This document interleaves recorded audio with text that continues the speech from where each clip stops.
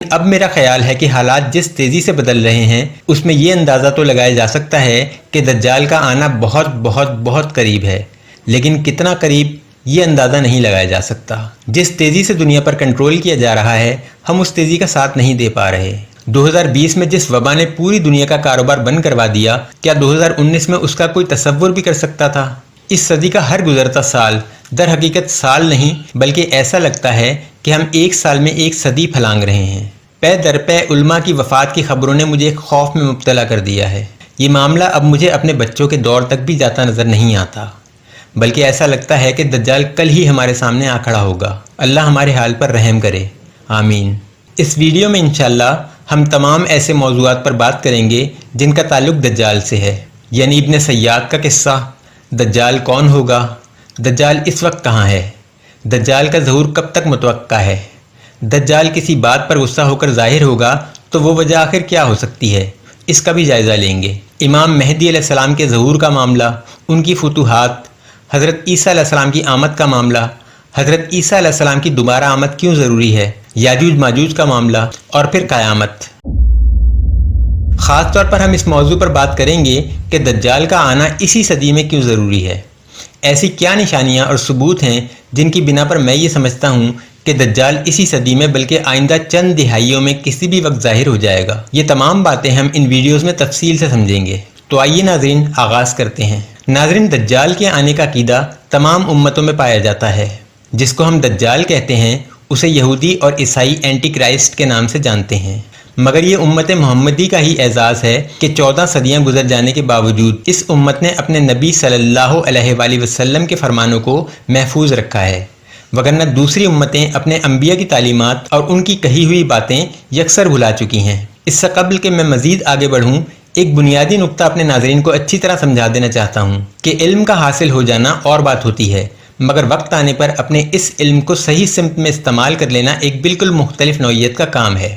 حضرت عیسیٰ علیہ السلام کی پیدائش سے پہلے یہودیوں کو ان کی ساری نشانیاں بتا دی گئی تھیں، مگر جہاں اللہ تعالیٰ اتنی واضح نشانیاں بیان کرتا ہے وہاں اپنے بندوں کا امتحان لینے کی غرض سے اس میں ایک کڑوی گولی چھپا دی جاتی ہے، اور جس بیمار جسم کو تندرستی درکار ہو وہ اس کو تمام تر کڑواہٹ کے ساتھ قبول کرتا ہے۔ یہ اللہ کے امتحان کا طریقہ ہے۔ یہودیوں کو نہ صرف حضرت عیسیٰ علیہ السلام کی آمد کی اطلاع تھی بلکہ وہ یہ بھی جانتے تھے کہ آنے والا مسیحا اپنے وقت کا حکمران ہوگا، مگر کب، یہ بات ان کو نہیں بتائی گئی تھی۔ حضرت عیسیٰ علیہ السلام کی معجزانہ پیدائش سے متعلق جو سوال اٹھے ان کا جواب اللہ تعالیٰ نے ان کو شیر خواری کی عمر میں گویائی عطا کر کے دے دیا، مگر یہودی اپنے پچھلے انبیاء کی تعلیمات سے بہت دور نکل چکے تھے۔ حق بات بری لگنے لگی تھی اور حضرت عیسیٰ علیہ السلام کی حکومت کا خواب بھی شرمندہ تعبیر ہوتا نظر نہیں آ رہا تھا۔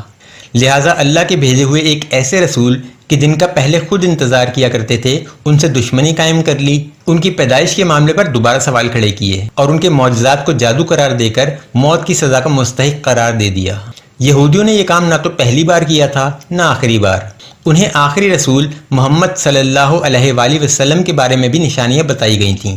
وہ اکثر مدینے والوں سے کہا کرتے تھے کہ جب ہمارا آخری رسول آئے گا تو ہماری دنیا پر حکومت قائم ہو جائے گی اور پھر ہم کفار سے گن گن کر بدلے لیں گے، مگر یہاں بھی اللہ نے ایک کڑوی گولی ساتھ دے دی۔ آخری رسول بجائے بنی اسرائیل کے بنی اسماعیل سے آ گئے اور ان کے ارمانوں پر اوس پڑ گئی۔ ایک طرف تھی اللہ کی چاہت اور دوسری طرف صدیوں کی دشمنی، انتخاب میں دھوکہ کھا گئے۔ یہ تمام باتیں میں اس لیے بتا رہا ہوں کہ دجال، عیسیٰ علیہ السلام اور امام مہدی سے متعلق تمام نشانیاں ہمیں بھی پہلے سے بتا دی گئی ہیں، اور ہم فرقہ واریت میں گھرے ہوئے لوگ ہیں۔ امام مہدی کے بارے میں ہر فرقے کا دعویٰ ہے کہ وہ ان کے فرقے سے ہوں گے، مگر کیا پتہ اتنی بھرپور نشانیوں کے ساتھ ہمیں ملنے والی کڑوی گولی کون سی ہو۔ اللہ ہمیں اس معاملے میں لازمی آزمائے گا۔ عین ممکن ہے کہ ہم بھی حضرت امام مہدی علیہ السلام کو ان تمام نشانیوں کے تناظر میں پہچان لیں جو ہمیں ہمارے پیارے نبی صلی اللہ علیہ وآلہ وسلم نے بتائی ہیں، لیکن یہ نہ ہو کہ ہم کسی فرقہ واری تعصب میں مبتلا ہو کر جانتے بوجھتے ان کا ساتھ دینے سے انکار کر بیٹھیں۔ اللہ کی آزمائش میں بس دو ہی صورتیں ہوں گی، یا اللہ کی چاہت یا ہمیشہ کی جہنم، اور انتخاب آپ نے خود کرنا ہوگا۔ دجال کون ہوگا؟ کیا وہ پیدا ہو چکا ہے؟ اور وہ کہاں قید ہے؟ یہ وہ سوال ہیں جو ہمیشہ سے علماء کرام میں زیر بحث رہے ہیں، مگر امت اس سلسلے میں کسی خاطر خواہ نتیجے پر نہیں پہنچی۔ خصوصاً ابن سیاد کا معاملہ ایسا الجھا ہوا ہے جس میں علماء تفریق میں دکھائی دیتے ہیں۔ بعض علماء کے خیال میں ابن سیاد ہی مسیح الدجال ہے، اور بعض کے نزدیک وہ ان 30 چھوٹے دجالوں میں سے تو ہو سکتا ہے جنہوں نے دجال سے پہلے آنا ہے، مگر مسیح الدجال نہیں ہو سکتا۔ جو لوگ ابن سیاد کے بارے میں کچھ نہیں جانتے ان کے لیے عرض کر دوں کہ جس دور میں نبی کریم صلی اللہ علیہ وآلہ وسلم نے صحابہ کرام کو دجال سے متعلق نشانیاں بتائی تھیں، اسی دور میں وہ تمام نشانیاں اس دور کے ایک شخص میں پوری ہو گئی تھیں، اور وہ شخص تھا ابن سیاد۔ ابن سیاد کا دجال ہونا یا نہ ہونا اس دور کے صحابہ کرام کے لیے بھی اتنا ہی مشکل سوال تھا جتنا آج کے عالموں کے لیے۔ نبی کریم صلی اللہ علیہ وآلہ وسلم کی احادیث کے مطابق دجال ایک بوڑھی عورت اور ایک ایسے مرد کے گھر پیدا ہوگا جن کے ہاں 30 سال تک اولاد نہ ہوئی ہو، اور وہ ایسا عجیب الخلقت ہوگا کہ اس کو نیند نہ آتی ہوگی، اور نیند کے وقت اس کی آنکھیں سوئیں گی مگر دل جاگے گا۔ اور یہ نشانیاں ابن سیاد میں پوری ہو گئیں، یہاں تک کہ وہ ایک آنکھ سے کانا بھی تھا۔ مزید یہ کہ ابن سیاد کو اپنے دجال ہونے پر کوئی اعتراض بھی نہ تھا۔ ایک مرتبہ ابو سعید خدری رضی اللہ تعالیٰ عنہ ابن سیاد سے پوچھا، کیا تو دجال ہونا پسند کرے گا؟ تو وہ بولا، اگر مجھے دجال جیسی طاقت ملے تو میں کیوں اعتراض کروں گا؟ جابر بن عبداللہ رضی اللہ تعالیٰ عنہ اس بات پر قسم اٹھاتے تھے کہ ابن سیاد ہی دجال ہے، اور فرماتے تھے کہ میں نے حضرت عمر رضی اللہ تعالیٰ عنہ کو نبی کریم صلی اللہ علیہ وآلہ وسلم کے سامنے اس بات پر قسم اٹھاتے دیکھا ہے، اور آپ صلی اللہ علیہ وآلہ وسلم نے کوئی اعتراض نہیں کیا۔ حضرت عمر فاروق رضی اللہ تعالیٰ عنہ اس بات پر کیوں قسم اٹھاتے تھے، اس کی وجہ ایک حدیث سے سمجھ آتی ہے۔ نبی کریم صلی اللہ علیہ وآلہ وسلم اور حضرت عمر فاروق رضی اللہ تعالیٰ عنہ ایک مقام سے گزرے تو ابن سیاد کچھ یہودی بچوں کے ساتھ کھیلنے میں مصروف تھا۔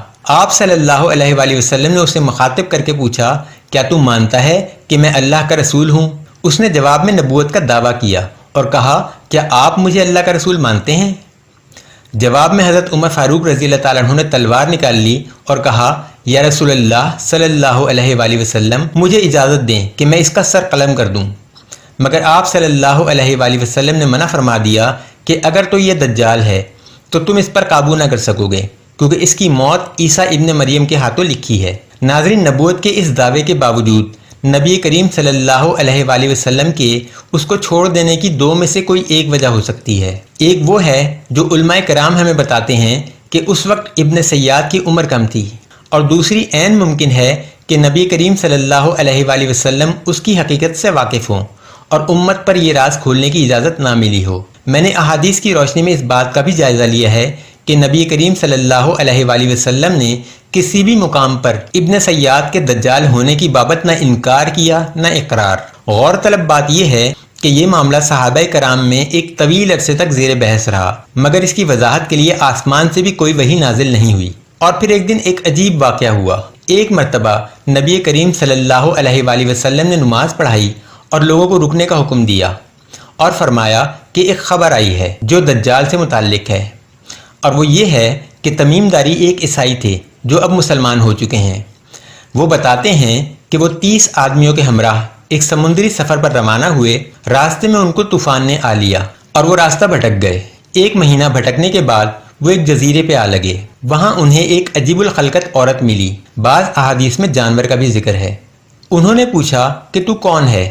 تو عورت نے بتایا کہ وہ جساسہ ہے۔ پھر وہ انہیں ایک غار میں لے گئی جہاں ایک قوی ہیکل شخص زنجیروں میں جکڑا کھڑا تھا۔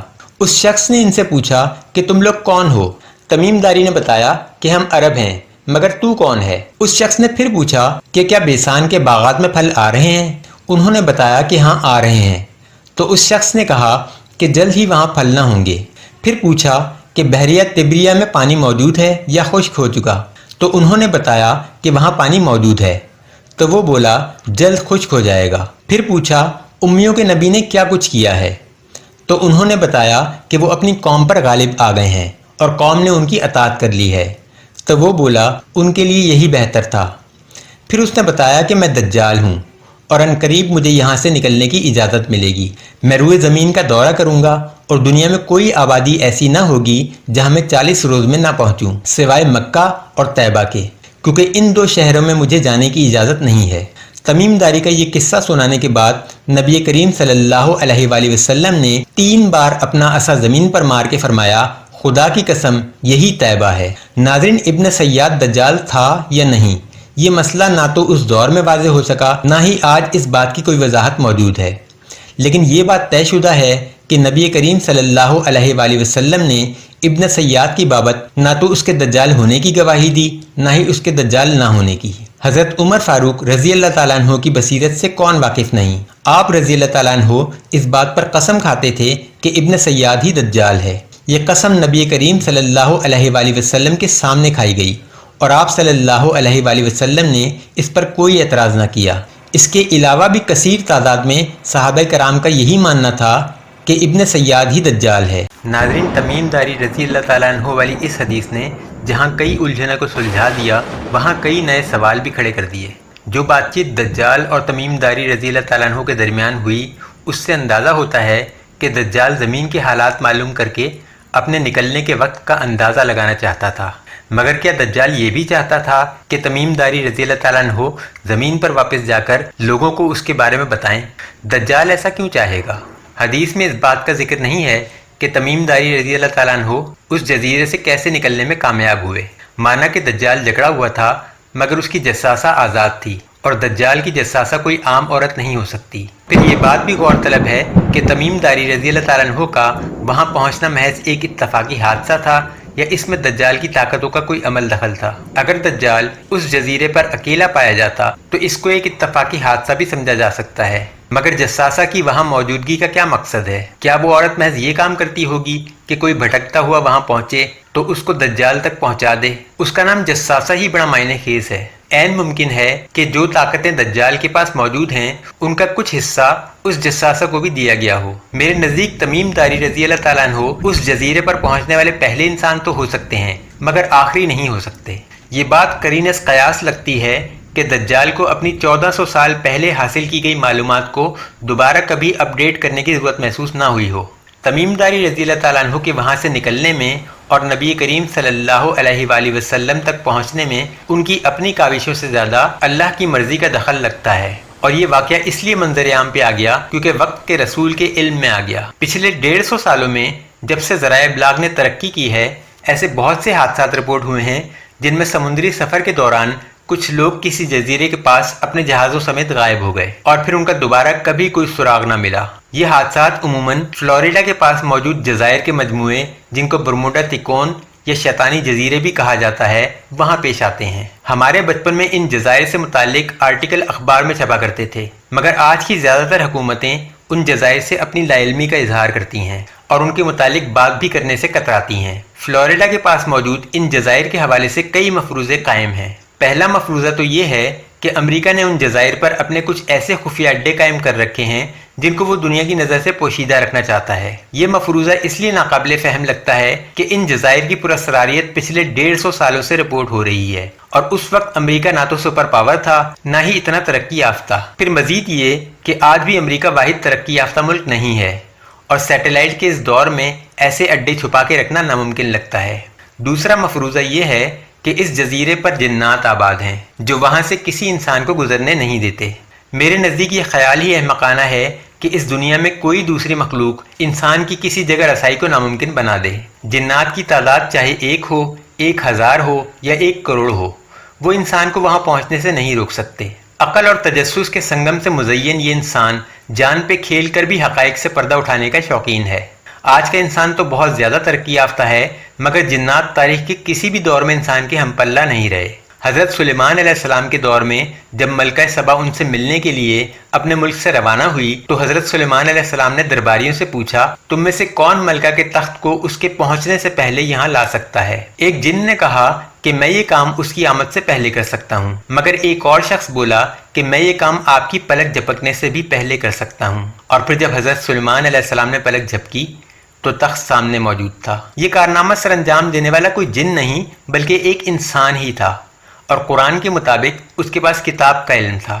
تیسرا مفروضہ یہ ہو سکتا ہے کہ جس جزیرے پر دجال کو دیکھا گیا وہ انہی جزائر میں سے ایک جزیرہ ہے، اور ان جزائر کے گرد طوفانی بگولوں کی شکل میں حفاظتی حصار اللہ کے قائم کردہ ہیں، اور اسی لیے انسان کے لیے ناقابل تسخیر ہیں۔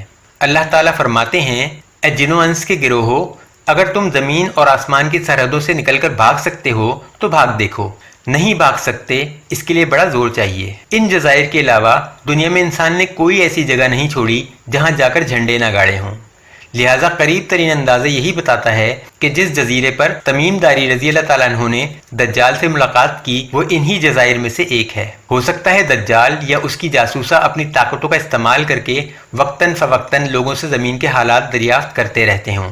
ناظرین، میں پہلے عرض کر چکا ہوں کہ یہودی عالم ہر آنے والے کی نشانیوں سے بہت اچھی طرح واقف ہوتے ہیں۔ کسی بھی علم سے بہت جلدی قریب ترین نتائج اخذ کر لینا ان کا خاصہ ہے۔ وہ دوسرے مذاہب پر بھی بڑی گہری نظر رکھتے ہیں، مگر افسوس دنیا دار ہیں۔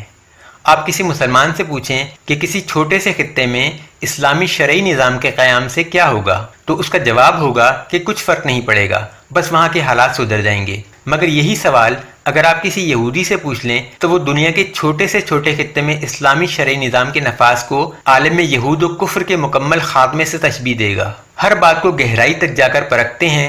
مفسرین کے مطابق اس قوم نے 1,00,000 سے زائد پیغمبروں کا زمانہ دیکھا ہے۔ ایمان بلا شبہ یہ کسی پر نہیں لائے، مگر علم انہوں نے سب سے حاصل کیا۔ یہی وجہ ہے کہ آسمانی رازوں سے جتنا یہ واقف ہیں کوئی اور امت نہیں ہے۔ یہ وہ قوم ہے جس کے بارے میں قرآن کہتا ہے کہ یہ نبی کریم صلی اللہ علیہ وآلہ وسلم کو ایسے پہچانتے ہیں جیسے اپنے بیٹوں کو۔ سمجھنے والوں کے لیے قرآن کی یہ بات سمندر جتنی گہری ہے۔ علم سب کا سانجہ ہوتا ہے، مگر مشاہدہ سب کا مختلف۔ عین ممکن ہے کہ برمودا تکون سے متعلق جن خدشات کا اظہار مسلمانوں نے پچھلے چند سالوں میں کرنا شروع کیا ہے، یہودی اس کی حقیقت سے صدیوں سے واقف ہوں اور اس کے لیے تیاریاں کر رہے ہوں۔ یعنی اس بات کے مضبوط امکانات موجود ہیں کہ جن جزائر سے متعلق ہمارا یہ شبہ ہے کہ یہاں دجال ہو سکتا ہے، ممکن ہے یہودی ان جزائر میں دجال کو تلاش کر بھی چکے ہوں اور اب اسے منظر عام پر لانے کی تیاری کر رہے ہوں۔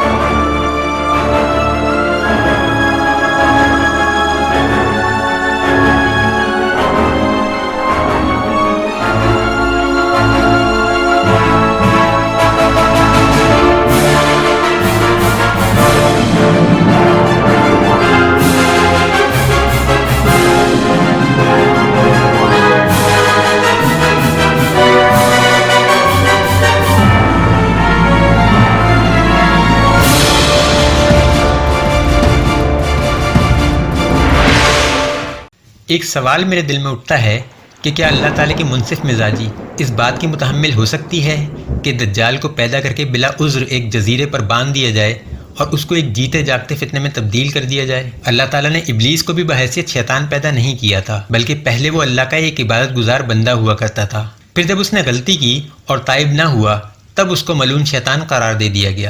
ابن سیاد کے دجال ہونے کا انکار کر دینا بہت آسان ہے، مگر پھر یہ گتھی نہیں سلجھتی۔ ابن سیاد کی صورت میں دجال کی پیدائش اس پر حجت حاصل کرنے کے لیے تھی۔ اسے براہ راست آخری نبی صلی اللہ علیہ وآلہ وسلم کے دور میں پیدا کیا گیا اور نبی کریم صلی اللہ علیہ وآلہ وسلم نے اس کو دعوت دی کہ وہ ان کو رسول مان کر اسلام قبول کر لے، مگر اس مردود نے الٹا اپنی رسالت کا دعویٰ کر ڈالا اور اپنے پہ حجت تمام کی۔ ابن سیاد کے دجال اکبر ہونے کا اس سے بڑا ثبوت اور کیا ہوگا کہ باقی تمام چھوٹے دجالوں نے نبوت کے دعوے عام انسانوں کے سامنے کیے، مگر اس بدبخت نے امام الانبیاء کے روبرو کھڑے ہو کر دعویٰ کیا اور اسے اپنی گردن زنی کا کوئی خوف نہ تھا۔ اگر ہم ابن سیاد کو دجال نہ سمجھیں تو نبی کریم صلی اللہ علیہ وآلہ وسلم کی یہ حدیث کہ دجال ایک ایسے جوڑے کے گھر پیدا ہوگا جن کو 30 سال اولاد نہ ہوئی ہوگی، کسی اور پر پوری ہوتی نظر نہیں آتی اور نہ ہی آئندہ پوری ہونے کا امکان ہے، کیونکہ یہ بات ثابت شدہ ہے کہ دجال نبی کریم صلی اللہ علیہ وآلہ وسلم کے دور میں ہی پیدا ہو چکا تھا،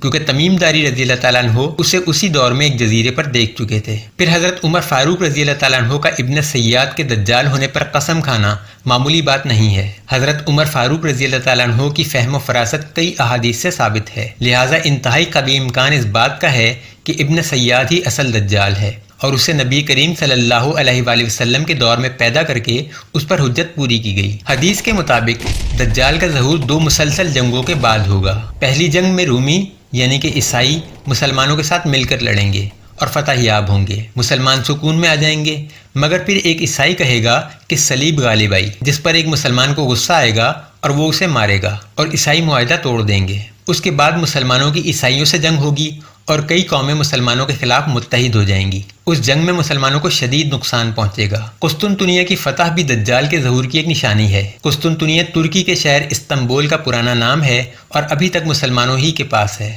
دجال کا ظہور خراساں کے مقام سے ہوگا۔ یہاں مراد اعلانیہ ظہور سے ہے، کیونکہ یہ ہم جانتے ہیں کہ وہ خراساں میں قید نہیں ہے، ورنہ اصل ظہور تو اسی جزیرے سے ہوگا جہاں وہ قید ہے۔ یقیناً وہ آزاد ہونے کے بعد اپنے ہم خیالوں کا ایک گروپ بنائے گا۔ ایران کے شہر اصفہان کے 70,000 یہودی اس کے ساتھ شامل ہو جائیں گے اور اس کے بعد وہ اپنے ظہور کا باقاعدہ اعلان کرے گا۔ دجال ایک آنکھ سے کانا ہوگا اور اس کی دوسری آنکھ پھولی ہوئی انگور کی مانند ہوگی، یعنی خاصی ابھری ہوئی ہوگی۔ اس کی پیشانی کے بیچوں بیچ کافر لکھا ہوگا جسے ہر مومن پڑھ لے گا، چاہے وہ ان پڑھ ہی کیوں نہ ہو۔ ناظرین، ان حدیثوں سے اندازہ ہوتا ہے کہ امتحان انسان کی عقل کا نہیں بلکہ اس کے ایمان کا ہوگا، کیونکہ اس حلیے کے ساتھ اس کا خدائی کا دعویٰ انسان کی عقل کے معیار پر پورا نہیں اترتا۔ سورہ البقرہ کی آیت نمبر 26 میں اللہ تعالیٰ مچھر کی مثال دے کر فرماتے ہیں کہ ہم اسی سے بہتوں کو گمراہ کرتے ہیں اور اسی سے بہتوں کو ہدایت دیتے ہیں، مگر ہم فاسقوں کے سوا کسی کو گمراہ نہیں کرتے۔ یہاں فاسق سے مراد ایک ایسا شخص ہے جو خود گمراہ ہونا چاہتا ہو۔ اب سوال یہ پیدا ہوتا ہے کہ ایسا کون شخص ہو سکتا ہے جو خود گمراہ ہونا چاہے گا؟ تو یاد کریں، میں نے شروع میں ایک حدیث سنائی تھی کہ ابو سعید خدری رضی اللہ تعالیٰ عنہ نے ابن سیاد سے پوچھا، کیا تو دجال ہونا پسند کرے گا؟ تو اس نے جواب میں کہا کہ اگر مجھے دجال جیسی طاقت ملے تو میں کیوں اعتراض کروں گا؟ اس سے یہ سوال پوچھنا محض اتفاق نہیں ہوگا، بلکہ اللہ کی حکمت یہ ہوگی کہ روز آخرت اس پہ حجت ثابت کی جا سکے۔ افسوسناک بات یہ ہے کہ آج ہمیں اپنے اطراف میں بھی کئی ایسے لوگ مل جاتے ہیں جو وقتی طاقت، وقتی دولت اور وقتی شہرت کے عوض گمراہی خریدنے کو تیار ہیں۔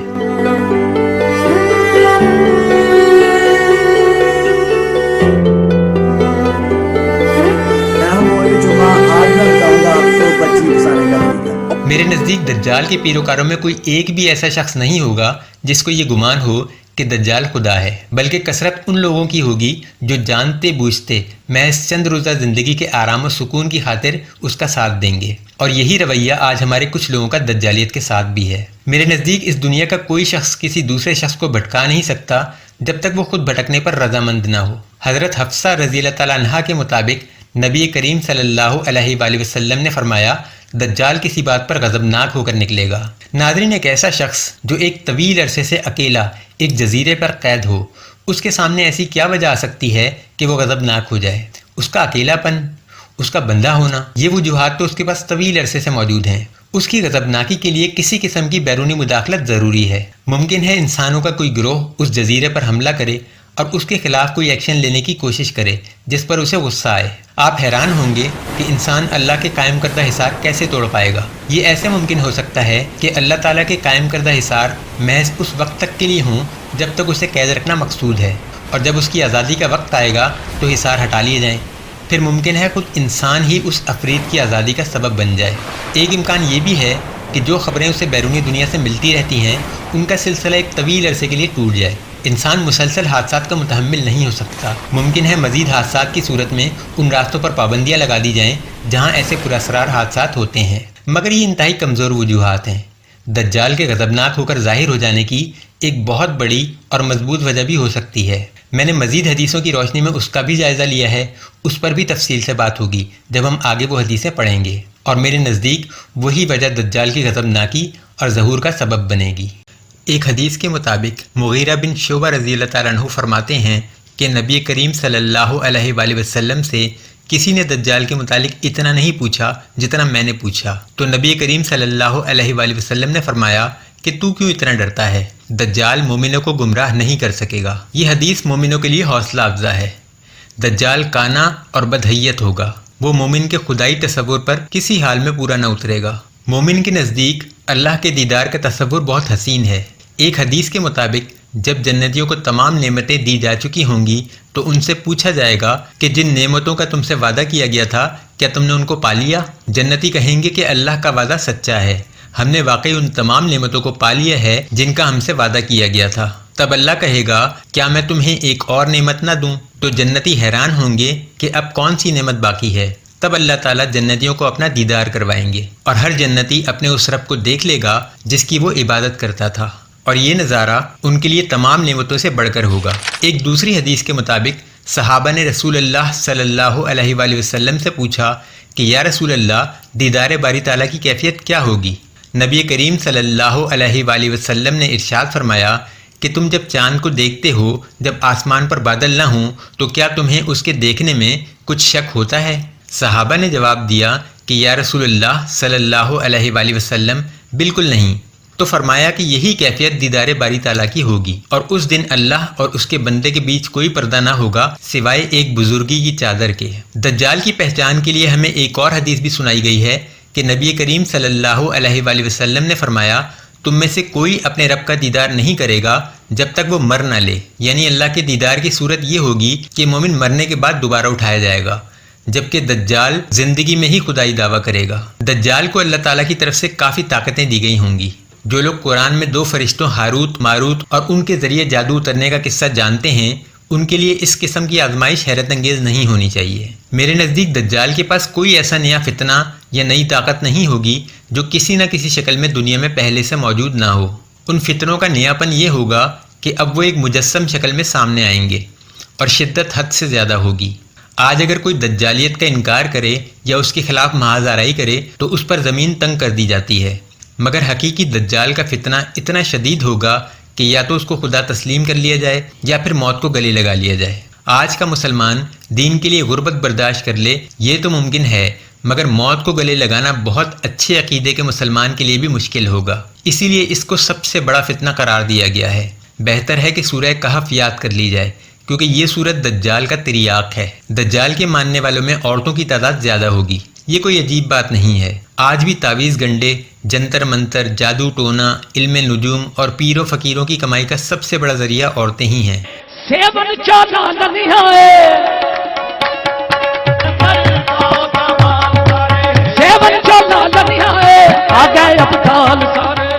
دجال 40 روز اس دنیا میں رہے گا، اور اس کا پہلا دن 1 سال، دوسرا 1 مہینے، تیسرا 1 ہفتے اور باقی دن عام دنوں کے برابر ہوں گے۔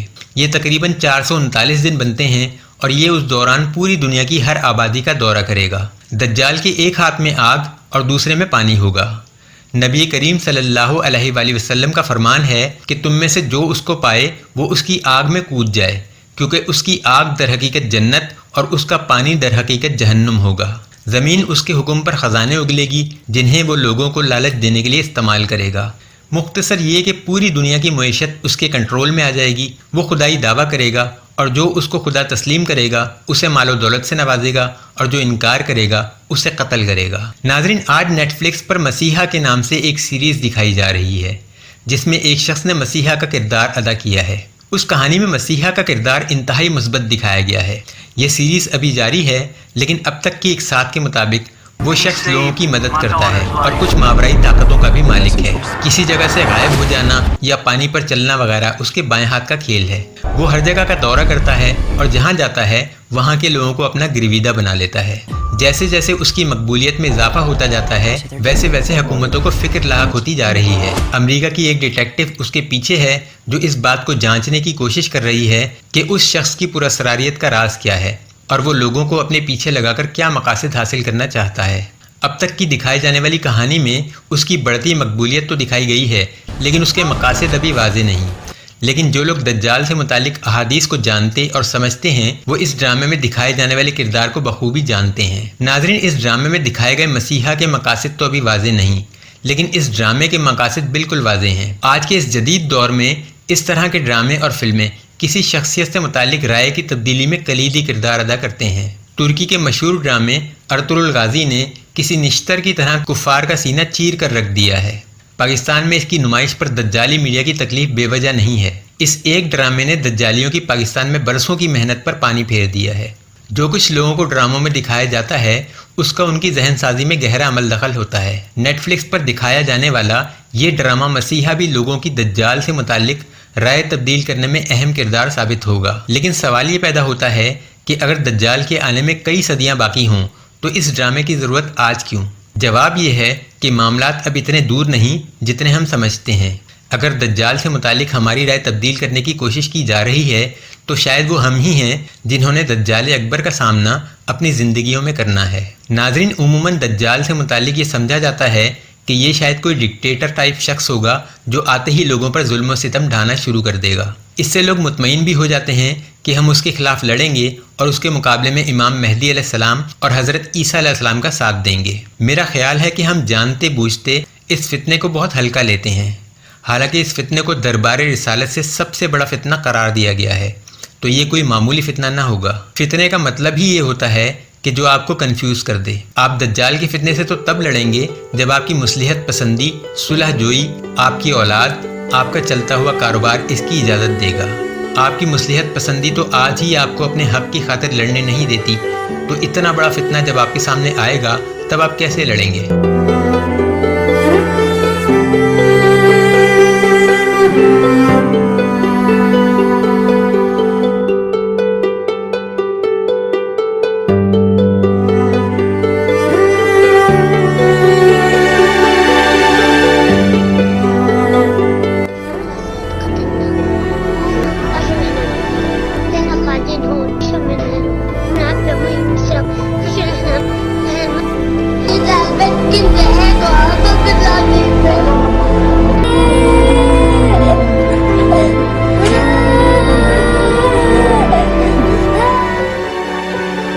اللہ کی پناہ مانگے، کیونکہ یہ انسانی تاریخ کا سب سے خطرناک فتنہ ہوگا۔ احادیث کے مطابق دجال مدینہ سے باہر مخصوص فاصلے پر پڑاؤ ڈالے گا۔ ایسے میں ایک شخص مدینہ سے باہر آئے گا۔ دجال اس شخص کو پکڑے گا اور پوچھے گا، کیا تو مجھے خدا تسلیم کرتا ہے؟ وہ شخص اس کو خدا ماننے سے انکار کر دے گا۔ پھر دجال لوگوں سے پوچھے گا کہ اگر میں اس شخص کے 2 ٹکڑے کر ڈالوں اور پھر دوبارہ زندہ کر دوں تو کیا تم مجھے خدا تسلیم کرو گے؟ اور لوگ جواب دیں گے کہ بے شک، یعنی پھر کیا شک رہ جائے گا؟ دجال اس شخص کو سب کے سامنے تلوار سے چیر کر 2 ٹکڑے کر دے گا اور پھر دوبارہ جوڑ کر زندہ کر دے گا، مگر وہ شخص پکار اٹھے گا کہ خدا کی قسم تو ہی دجال ہے، اور میرے پیارے نبی صلی اللہ علیہ وآلہ وسلم نے مجھے تیری بابت بتا رکھا ہے۔ دجال دوبارہ اس کو پکڑنے کی کوشش کرے گا مگر اس پر قابو نہ پا سکے گا۔ دجال کی آمد پر مدینے کی زمین 3 مرتبہ لرزے گی اور ہر کافر، مشرک اور منافق مدینہ چھوڑ کر بھاگے گا اور دجال کے ہتھے چڑھ جائے گا۔ مکہ اور مدینہ کے اس دور میں 7 دروازے ہوں گے اور ہر دروازے پر 2 فرشتے تعینات ہوں گے جو دجال کو وہاں داخل ہونے سے روکیں گے، مگر دجال وہاں داخل ہونے کی کوشش ضرور کرے گا۔ یہ بات بھی غور طلب ہے کہ تمیم داری رضی اللہ تعالیٰ عنہ کی حدیث کے مطابق وہ یہ بات جانتا تھا کہ اس کو مکہ اور مدینہ میں داخل ہونے نہیں دیا جائے گا، پھر بھی وہ اپنی سی کوشش ضرور کرے گا، یا پھر خدائی کا یہ دعوے دار دماغی اعتبار سے اتنا تندرست نہیں ہوگا۔ ابن سیاد کے متعلق بھی یہ بات ثابت ہے کہ وہ آپ ہی آپ بڑبڑایا کرتا تھا۔ ایسے لوگوں کی ذہنی کیفیت اچھی نہیں ہوتی۔ مدینے کے باہر ایک پہاڑ پہ کھڑا ہو کر اپنے لوگوں سے کہے گا، وہ سفید محل دیکھتے ہو؟ وہ احمد کا محل ہے صلی اللہ علیہ وآلہ وسلم۔ جس دور میں یہ حدیث بیان کی جا رہی تھی اس دور میں مسجد نبوی صرف مٹی اور گارے کی بنی ہوئی تھی، مگر آج ماشاءاللہ ایک محل میں تبدیل ہو چکی ہے۔ وہ مدینے کی طرف بڑھنا چاہے گا مگر فرشتے اس کا راستہ روک لیں گے اور اسے شام کی طرف موڑ دیں گے۔ نبی کریم صلی اللہ علیہ وآلہ وسلم نے فرمایا، قیامت نہیں قائم ہوگی یہاں تک کہ کہتان کا ایک شخص لوگوں کو اپنی عصا سے ہانکے گا۔ صحابہ کرام کے لیے اس دور میں یہ حدیث ناقابل فہم رہی ہوگی۔ کوئی شخص کیسے لوگوں کو اپنی عصا کی مدد سے جانوروں کی طرح ہانک سکتا ہے؟ مگر آج ہم دیکھتے ہیں کہ ایک شخص سکندر اپنی عصا کے زور پر پوری اسلام آباد انتظامیہ کو ہانک سکتا ہے۔ یہ حدیث 1979 میں اپنی تمام تر جزیات سمیت پوری ہو چکی ہے، جب عبداللہ قحطانی نام کے ایک شخص نے حرم میں مقام ابراہیم کے پاس کھڑے ہو کر امام مہدی ہونے کا دعویٰ کر ڈالا اور اپنے 300 اسلحہ بردار ساتھیوں کی مدد سے حرم کا کنٹرول حاصل کر لیا۔ 15 دن تک وہاں خون خرابہ کیا اور کعبہ میں نہ اذان ہوئی، نہ نماز ہوئی اور نہ طواف۔ 15 دن بعد سعودی انتظامیہ ان پر غلبہ پانے میں کامیاب ہوئی اور گرفتار شدگان کی گردنیں کاٹ کر انہیں نشان عبرت بنا دیا گیا۔ حدیث کے مطابق کسی خلیفہ کے انتقال کے بعد خلافت کے معاملے پر اختلاف ہوگا، ایسے میں ایک شخص مدینے سے بھاگ کر مکہ جائے گا، مگر لوگ اس کے پیچھے جائیں گے اور اس کے ہاتھ پر بیعت کریں گے۔ یہ بات واضح ہے کہ یہ شخص حکمرانی کے خوف سے بھاگے گا کہ کہیں لوگ مجھے نہ خلیفہ بنا دیں۔ یہ نشانی ہے امام مہدی ہونے کی۔ اگر کسی شخص کو مہدی بننے کا شوق ہو تو اسے چاہیے حکمرانی سے دور بھاگے، نہ کہ حکمرانی کے لالچ میں مہدیت کا دعویٰ کرتا پھرے۔ اس حدیث سے ایک بات اور سمجھ میں آتی ہے کہ امام مہدی علیہ السلام اس واقعے سے پہلے بھی کوئی غیر معروف شخصیت نہیں ہوں گے، بلکہ کوئی پہلے سے شہرت یافتہ شخص ہوں گے، تبھی انہیں یہ گمان گزر سکتا ہے کہ خلافت کا قرعہ کہیں میرے نام ہی نہ نکل آئے۔ वगरना इतनी बड़ी आबादी वाले शहर में किसी आम आदमी का भागना तवज्जो तलब नहीं हो सकता। हदीस के मुताबिक इमाम मेहदी अलैहिस्सलाम का नाम मोहम्मद, वालिद का नाम अब्दुल्ला और वालदा का नाम आमना होगा। वो हज़रत फ़ातिमा रज़ी अल्लाह ताला अन्हा के बड़े बेटे हज़रत हसन रज़ी अल्लाह ताला अन्हो की नस्ल से होंगे और सुबहान अल्लाह, नबी करीम सल्लल्लाहु अलैहि वसल्लम का ये खून जब खिलाफत के ओहदे पर सरफराज होगा तो पहली सदा जुल्म के खिलाफ ऐलान बगावत की बुलंद होगी। उनका दौर 7 साल पर मुहित होगा और उनके दौर में शाम, इराक और कुस्तुनतुनिया फतह होंगे। फ़िलहाल ये इलाके मुसलमानों ही के पास हैं, मगर आसार नज़र आ रहे हैं कि ज़्यादा अरसे तक ये मुसलमानों के पास नहीं रहेंगे। इराक़ में अमरीकी फ़ौजें मौजूद हैं, अफ़गानिस्तान को अमरीका तबाह कर चुका, शाम में भी साजिशें जारी हैं, उसके बाद ईरान, पाकिस्तान और तुर्की की बारी भी आ सकती है। ये तमाम वो ममालिक हैं जो मदीना के मशरिक़ में वाक़ हैं और साथ साथ मिले हुए हैं। दज्जाल के निकलने की पेशगोई भी इसी मशरिक़ की तरफ से है। 52 इस्लामी मुल्कों में बस यही 6 ऐसे ममालिक हैं जो किसी हद तक ताकतवर हैं और इन्हीं की तरफ अमेरिका की सबसे ज़्यादा तवज्जो है। कुस्तुनतुनिया की फतह के बाद अभी मुसलमान अपने हथियार साफ कर रहे होंगे कि खबर आएगी कि दज्जाल निकल आया है। पहली बार ये खबर झूठी निकलेगी, मगर दूसरी बार सच साबित होगी। मैंने शुरू में एक बात की थी कि दज्जाल का ऐलानी ज़हूर खुरासान से होगा, मगर असल ज़हूर उसी जजीरे से होना है जहाँ वो कैद है।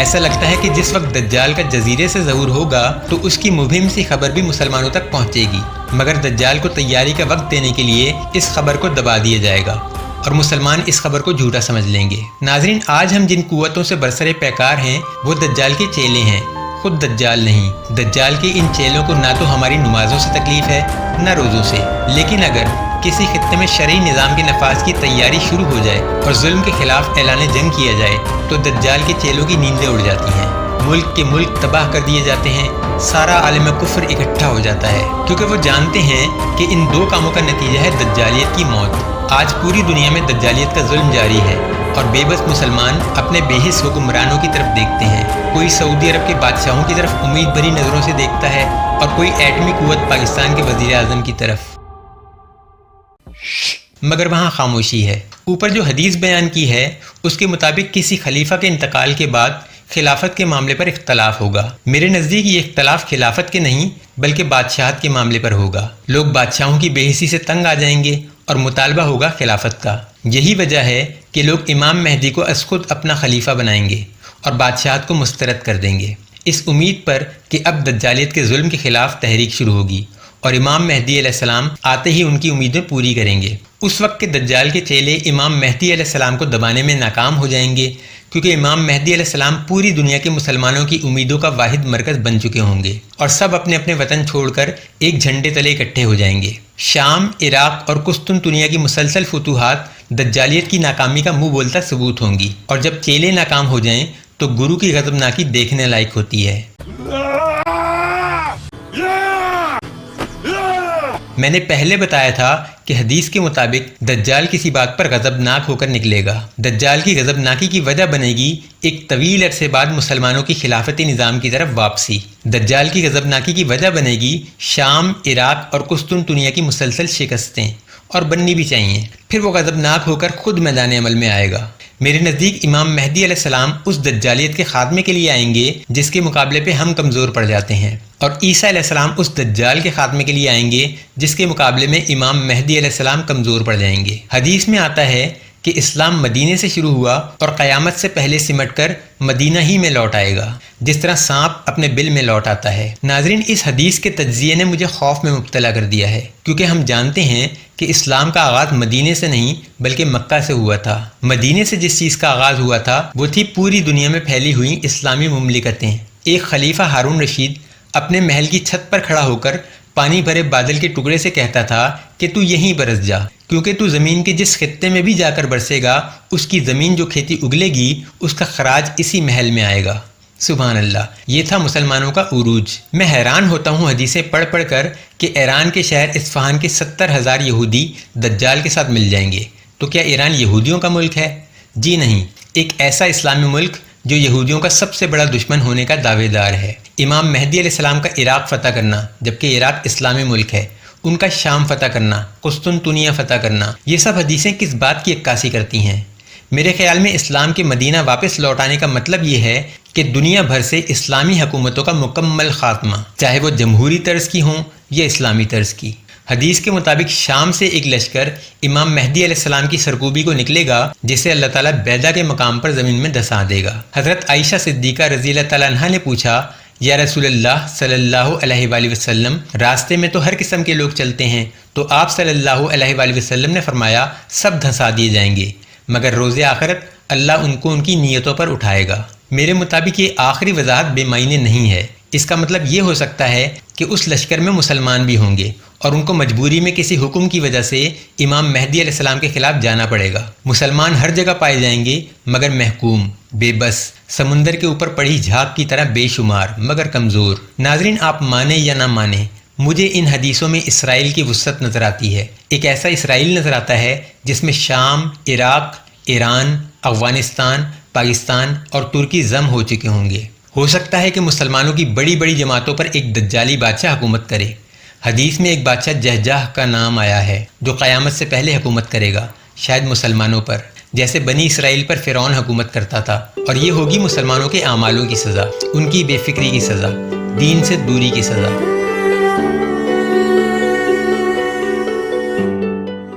اور پھر جب مسلمانوں کو اپنی غلطیاں سمجھ آئیں گی تو وہ سجدوں میں روئیں گے، گڑ گڑائیں گے اور دعائیں مانگیں گے۔ اللہ کے دین پر جب بھی بندہ لوٹ آئے کبھی دیر نہیں ہوتی، جب جاگو تب سویرا۔ پھر اس آخری اکلوتی مدینہ کی ریاست سے تحریک اٹھے گی، اور جو کم آج کی 52 اسلامی ریاستیں نہیں کر پائیں وہ ایک مدینہ کی حکومت تلے ہوگا۔ دجال کے ظہور کے بعد مسلمان اس سے بچنے کے لیے پہاڑوں پر چلے جائیں گے، مگر دجال ان پہاڑوں کا محاصرہ کر لے گا جہاں مسلمان پناہ گزین ہوں گے۔ مسلمان مصیبت میں پڑ جائیں گے اور فیصلہ نہ کر پائیں گے کہ اب کیا کرنا چاہیے۔ کچھ لوگوں کی رائے ہوگی کہ ہمیں دجال سے لڑنا چاہیے، مگر اکثریت کی رائے یہ ہوگی کہ دجال سے لڑنے کا مطلب یقینی موت ہے۔ محاصرے کے لفظ سے اندازہ ہوتا ہے کہ مسلمان کافی عرصے تک پہاڑوں پر پناہ گزین رہیں گے، پھر مسلمان اللہ سے مدد کے لیے دعائیں مانگیں گے اور اللہ ان کی دعا قبول کرے گا۔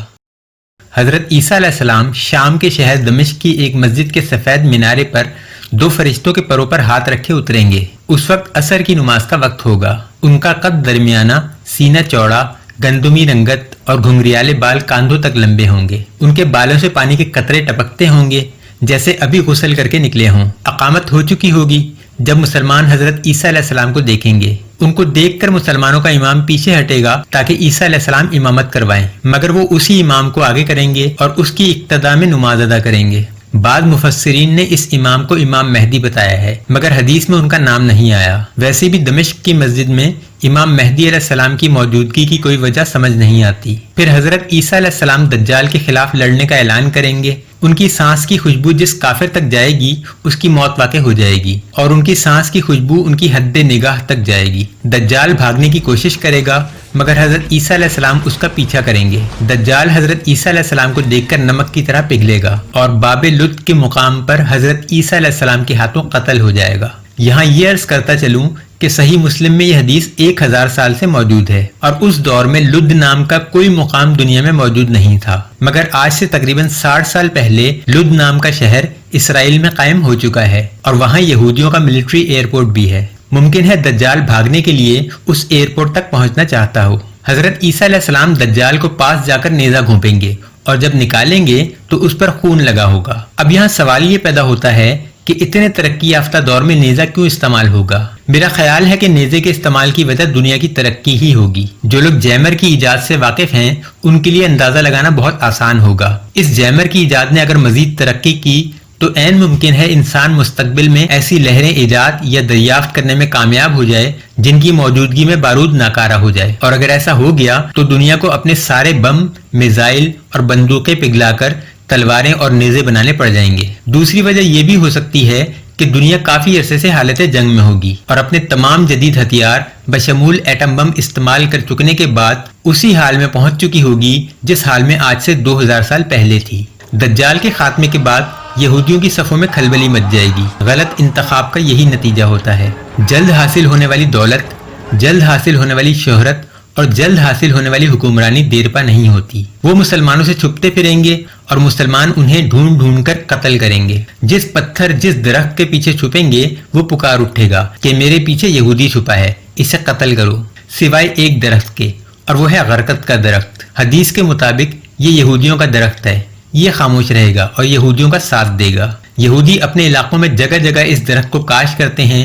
سر سے پیر تک کانٹوں سے اٹا ہوا یہ درخت کوئی پھل پیدا نہیں کرتا اور یہودیوں کے علاوہ کسی کی صحت کے لیے مفید نہیں۔ یہودیوں کی کسی اور خصوصیت کو تسلیم کیا جائے یا نہ کیا جائے، مگر ایک بات ماننی پڑے گی، ان کے پاس علم ہر چیز کا ہے، مگر عمل کے معاملے میں ڈھیٹ واقع ہوئے ہیں۔ یہ جن نشانیوں کا بیان چل رہا ہے ان کے بارے میں نبی کریم صلی اللہ علیہ وآلہ وسلم نے موتیوں کے ہار کے ٹوٹنے کی مثال دی ہے، یعنی یہ اتنی پے در پے پوری ہوں گی جیسے موتیوں کے ہار کا دھاگا ٹوٹنے پر موتی زمین پر گرتے ہیں۔ اس کے بعد یاجوج اور ماجوج کے خروج کا واقعہ ہونا ہے۔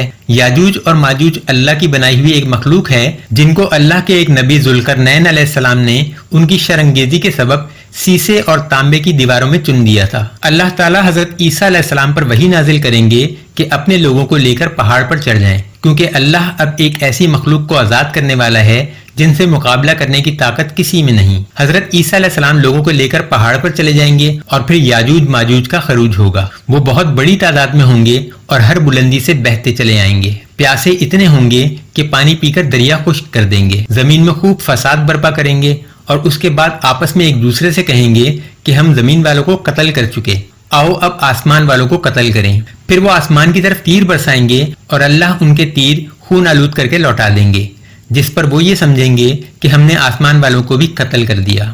پھر حضرت عیسیٰ علیہ السلام اللہ تعالیٰ سے دعا مانگیں گے کہ یا اللہ ہمیں ان سے نجات عطا فرما، اور پھر اللہ یاجوج ماجوج کی گردنوں پہ ایک بیماری پیدا کرے گا جس سے فوری طور پر ان کی ہلاکت ہو جائے گی اور پوری زمین ان کی لاشوں سے بھر جائے گی۔ پھر اللہ تعالیٰ بڑے بڑے پرندے بھیجے گا جو ان کی لاشوں کو اٹھا کر لے جائیں گے، اور پھر کئی روز تک زمین پر بارش برسے گی جس سے سارا تعفن دھل جائے گا اور زمین صاف شفاف ہو جائے گی۔ حضرت عیسیٰ علیہ السلام اپنے دور میں صلیب توڑ دیں گے، یعنی اس عقیدے کو کہ وہ اللہ کے بیٹے ہیں اپنے ہاتھوں سے مٹا دیں گے۔ خنزیر کو تلف کریں گے اور جزیہ موقوف کر دیں گے۔ جزیہ اس ٹیکس کو کہتے ہیں جو کسی کافر پر اسلامی حکومت میں امن سے رہنے کے لیے لگایا جاتا تھا، یعنی اسلامی حکومت کی 3 شرطیں ہوتی تھیں، یا تو اسلام قبول کرے، یا جزیہ دے، یا پھر اسے قتل کر دیا جائے گا۔ موقوف سے مراد یہ ہے کہ اس سہولت کو واپس لے لینا، یعنی پھر 2 ہی صورتیں بچیں گی کہ یا تو قبول اسلام یا پھر موت۔ یہ دجال کی ان شرطوں کا جواب ہوگا جو اس نے مسلمانوں پر لگائی تھیں، یعنی یا تو اسے خدا تسلیم کیا جائے یا پھر موت کو گلے لگا لیا جائے۔ حضرت عیسیٰ علیہ السلام اپنے نزول کے بعد دنیا میں 40 سال تک رہیں گے اور پھر قدرتی موت سے ہمکنار ہوں گے، کیونکہ موت برحق ہے اور مومن کے لیے کسی نعمت سے کم نہیں۔ مسلمان ان کی نماز جنازہ پڑھیں گے۔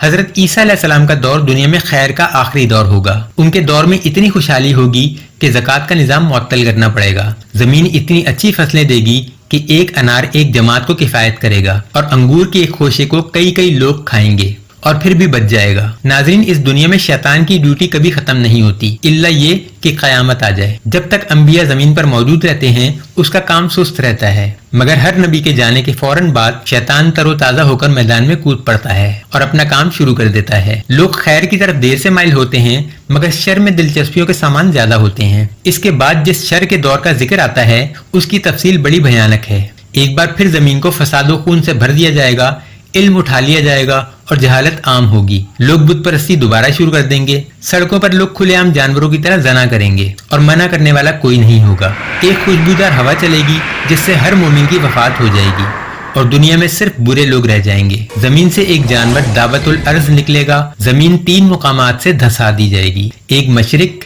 ایک مغرب اور جزیرہ عرب۔ ایک چھوٹے قد کا حبشی کعبۃ اللہ کا خزانہ نکالنے کے لیے اسے منہدم کر دے گا اور طواف ختم ہو جائے گا، یعنی خیر کی آخری امید بھی ختم ہو جائے گی۔ ایک آگ لوگوں کو ہانک کے یمن سے شام کی طرف لے جائے گی۔ کعبہ کے انہدام کے اگلے دن جمعے کو قیامت کی آخری نشانی بھی پوری ہو جائے گی، یعنی سورج مغرب سے طلوع ہوگا مگر آدھے راستے سے لوٹ جائے گا۔ یہ وہ نشانی ہے جس کے بعد کوئی توبہ قبول نہیں ہوگی۔ قیامت کا آنا ایسا اچانک اور ہولناک ہوگا کہ ایک شخص کپڑا بیچ رہا ہوگا مگر وہ بیچ نہیں پائے گا، کپڑا ابھی اس کے ہاتھ میں ہوگا کہ قیامت آ جائے گی۔ خریدنے والا خرید نہیں پائے گا، حاملہ عورتیں اپنا حمل گرا دیں گی، دودھ پلانے والی مائیں اپنے بچوں سے بے نیاز ہوں گی، اور سب ایسے گمسم اور مدہوش ہوں گے جیسے نشے میں ہوں، حالانکہ وہ نشے میں نہیں ہوں گے۔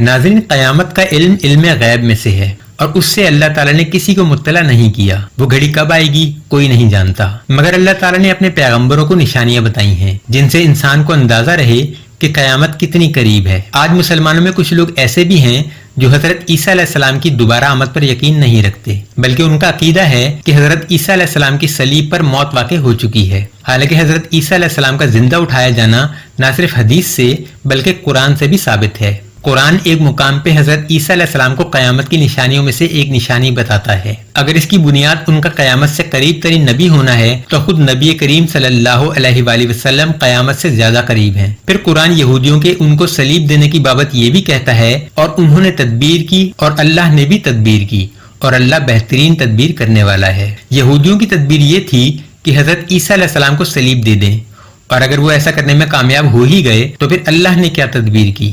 اللہ اپنی تدبیر ایک دوسری آیت میں بتاتا ہے، نہ ہی انہوں نے قتل کیا نہ صلیب دی، بلکہ معاملہ ان پر مشتبہ کر دیا گیا۔ اس آیت میں اللہ تعالیٰ نہ صرف ان کے قتل ہونے کا انکار کر رہے ہیں بلکہ صلیب پر چڑھنے کا بھی انکار کر رہے ہیں، یعنی گرفتار بھی کوئی اور شخص ہوا تھا جس کی شکل حضرت عیسیٰ علیہ السلام جیسی کر دی گئی تھی۔ مزید یہ کہ حضرت عیسیٰ علیہ السلام کی دوبارہ واپسی کا عقیدہ صرف قرآن کا نہیں بلکہ بائبل کا بھی ہے۔ اب سوال یہ پیدا ہوتا ہے کہ بائبل پہ بھروسہ کیسے کیا جا سکتا ہے؟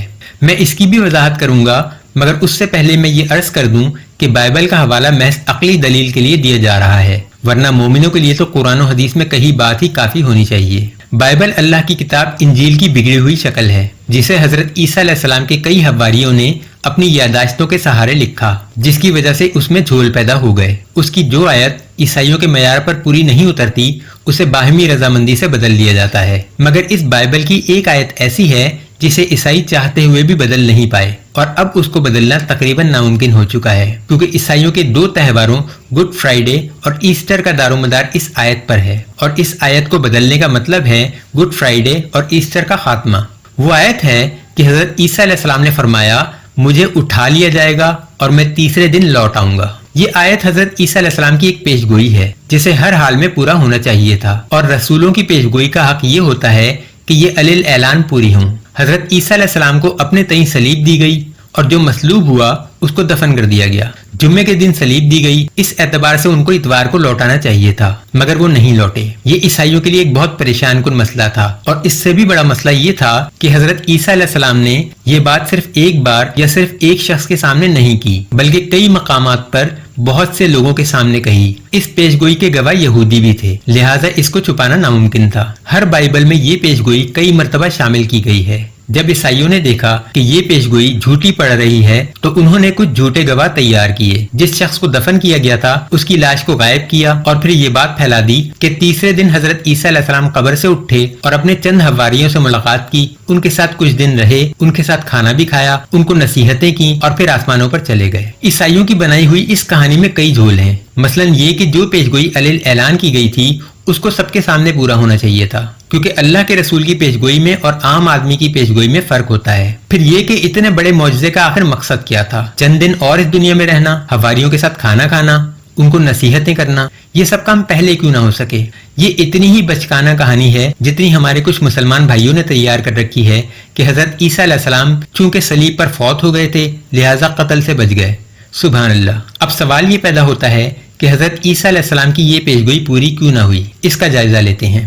قرآن پاک اللہ کی کتاب ہے اور پہلے نازل ہونے والی کتابوں کی تصدیق کرتی ہے۔ قرآن میں آتا ہے کہ ایک دن تیرے رب کے ہاں ایسا ہے جیسے 1000 سال جو تم گنتے ہو۔ حضرت عیسیٰ علیہ السلام اٹھا لیے جائیں گے اور تیسرے دن لوٹ آئیں گے، یہ بات ان کو وحی کے ذریعے اللہ نے بتائی تھی اور اپنے دنوں کے حساب سے بتائی تھی، یعنی تیسرے دن سے ان کی مراد تھی ہماری دنیا کی تیسری 1000ویں۔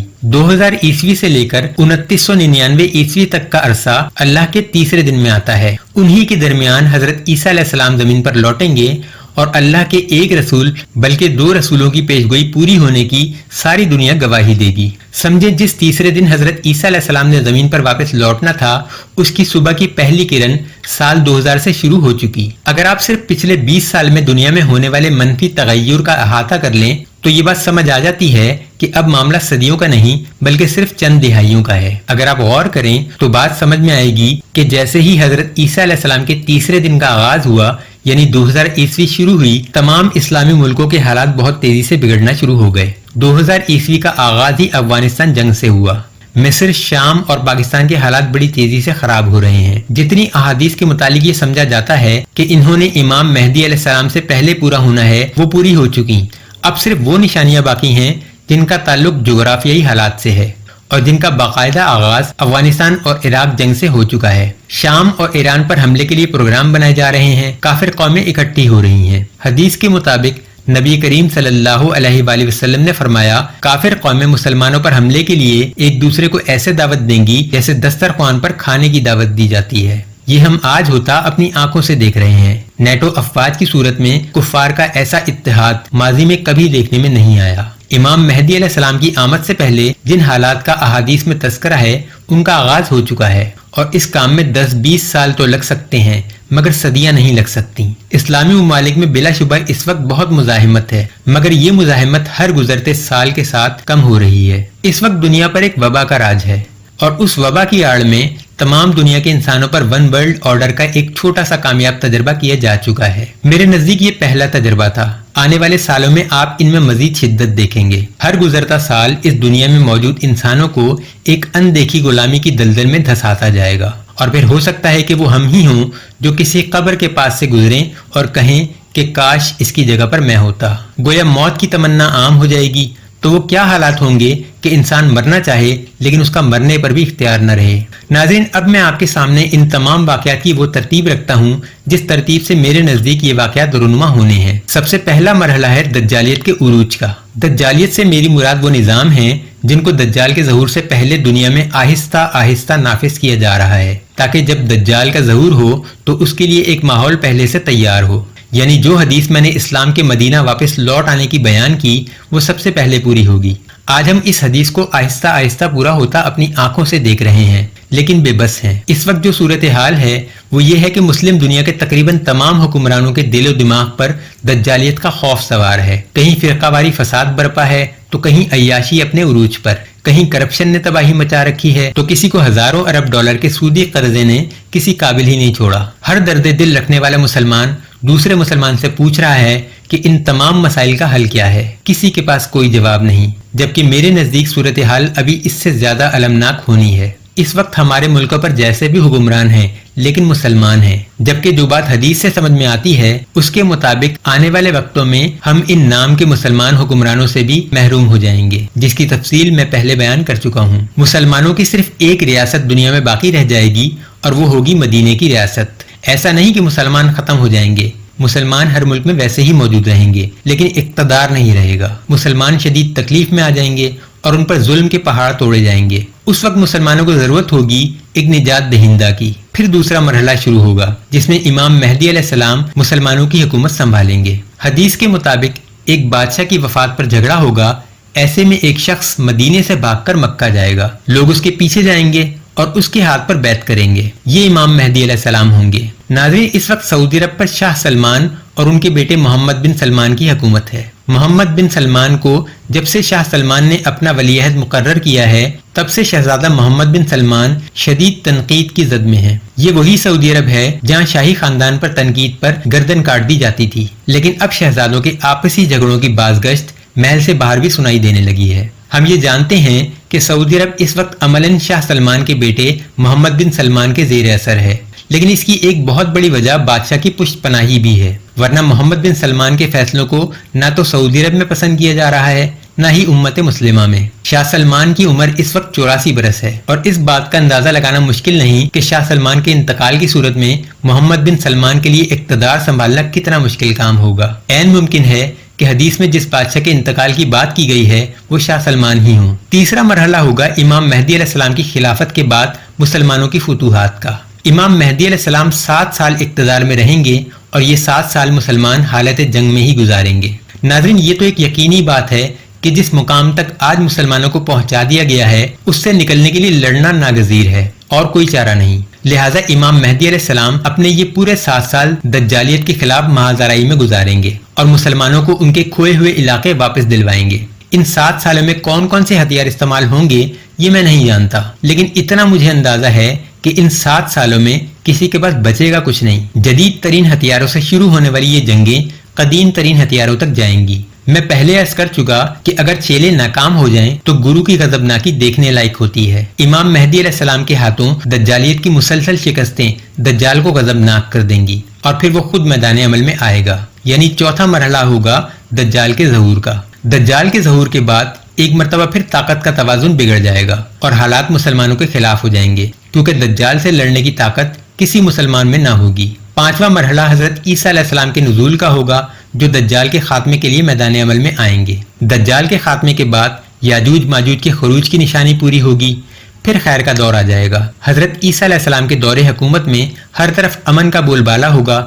یہ دور 40 سال پر محیط ہوگا۔ حضرت عیسیٰ علیہ السلام کی وفات کے ساتھ ہی خیر کا آخری دور بھی اختتام پذیر ہو جائے گا۔ اس کے بعد سے لے کر قیامت تک صرف شر کا دور ہے، جس کی تفصیل میں آپ کو پہلے بتا چکا ہوں۔ تو ناظرین، یہ تھی ہماری آج کی ویڈیو۔ مجھے امید ہے کہ اس ویڈیو نے آپ کے علم میں بے پناہ اضافہ کیا ہوگا۔ اسے اپنے دوستوں کے ساتھ شیئر کر کے ہمارے اس کار خیر میں ہمارے ساتھ تعاون کریں۔ اللہ ہم سب کو فتنہ دجال سے محفوظ رکھے، آمین۔